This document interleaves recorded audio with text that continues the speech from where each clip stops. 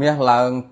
$571ហើយនៅក្នុងមួយជីបាទនៅរសៀលនៅថ្ងៃទី1ខែ4ឆ្នាំ2021យើងនឹងបាទមាសបានឡើងទៅដល់$571នៅក្នុងមួយជីបាទក្នុងមួយដំឡឹងឡើងមកដល់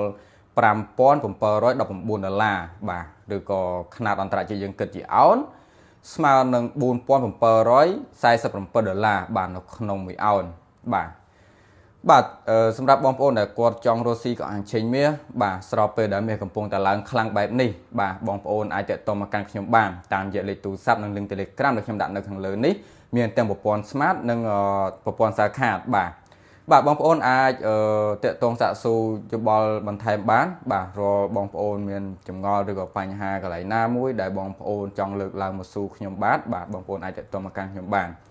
បាទសម្រាប់តម្លៃមាសយើងមើលឃើញថាស្ថិតនៅក្នុងបកគោលមួយដែល up trend បាទទោះបីជាឡើងក៏មិនទាន់ឡើងខ្លាំងប្រមាណដែរនៅបច្ចុប្បន្ននេះតើតែមានកិច្ចចរចាព្រមព្រៀងរវាងអេរ៉ង់និងសហរដ្ឋអាមេរិកបាទហើយកត្តាមួយទៀតតើតែអេរ៉ង់ព្រមបើកច្រកហមមូសនឹងមកវិញបានធ្វើឲ្យតម្លៃមាសអាចនឹងស្ទុះឡើងខ្លាំងបាទព្រោះអីយើងដឹងហើយថាបច្ចុប្បន្ននេះតម្លៃប្រេងស្ថិតនៅលើតម្លៃមាសមានន័យថាគីបតម្លៃមាសឲ្យស្ថិតនៅក្នុងតម្លៃមួយដែលទាបមិនទាន់នឹងងើបឡើងវិញបានបា